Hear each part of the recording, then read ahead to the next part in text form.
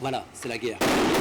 La guerre à Port-au-Prince, et notamment à Carrefour, font des échanges de tirs entre, d'un côté, la police, on parlera de la police, et de l'autre, ce gang.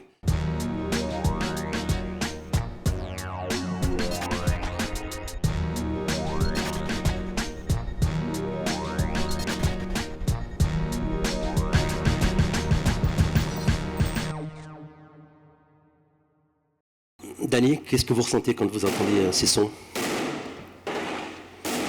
Personnellement, je ressens la colère parce que j'ai vécu là-bas quand même. Récemment, je suis arrivée ici, j'ai entendu ça, j'ai vécu toute cette rage, toute cette colère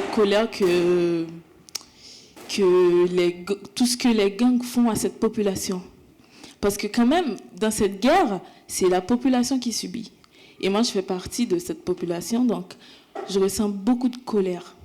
Ce matin, quand vous êtes arrivé par le train de Paris, Paris-Montparnasse, Brest, vous avez pris des nouvelles d'Haïti et de Port-au-Prince, et vous m'avez dit que votre quartier, là où vous êtes né, Tabar, eh bien les gangs l'assiègent totalement. Vous pouvez juste nous dire ce qui s'y passe exactement?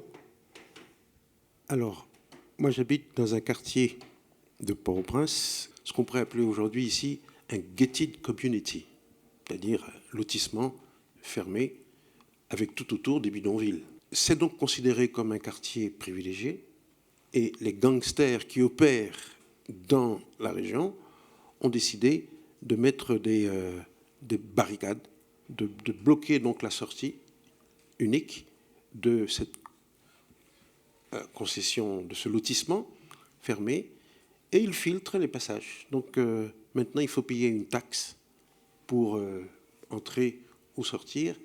Et c'est un... Comment dire?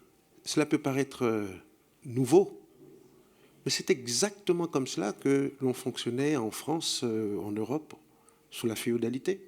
Qu'est-ce que c'est que les gangsters? Ce sont des petits vassaux qui ont rompu le ban et qui n'obéissent plus au seigneur, qui ne rapportent plus les produits de la dîme ou de la capitation, et qui font régner la terreur. Haïti est dans un état de féodalisation avancée qui fait que moi, personnellement, je n'ai pas d'espoir. J'ai pas eu le courage de rester dans ce pays, d'essayer d'éviter les balles, d'essayer de survivre. Je ne sais pas, mais quand même, ce pays a besoin de nous. J'essaie de garder une idée positive quand même, de dire que ce pays va changer. Je vais pouvoir rentrer, me balader dans mon pays, au bord de la mer, tranquillement, profiter de ce beau pays. Et en même temps, je me dis, rester, c'est trop dangereux. Hein. Je ne sais pas s'il y a deux pays au monde pour lesquels on puisse dire ce que je vais dire là d'Haïti. Haïti est un État dans une solitude existentielle absolue. Nous ne pouvons compter sur personne. Haïti n'a pas d'amis dans le monde. Ça ne peut pas être la France, l'ancienne puissance coloniale. Ce n'est certainement pas les États-Unis qui nous ont occupés de 1915 à 1934 et ont brutalisé les campagnes haïtiennes. Ça ne peut pas être la République dominicaine, le pays voisin qui se comporte avec nous avec une arrogance sans limite. Et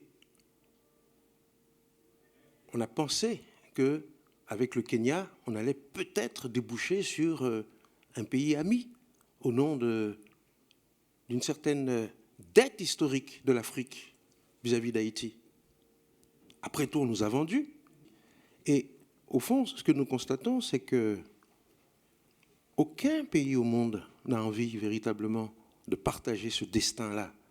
Haïti, c'est une patate chaude qu'on se balance d'un pays à l'autre.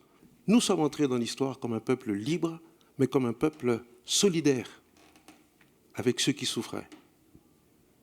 Et on n'a jamais été payé de retour. Aujourd'hui, encore moins.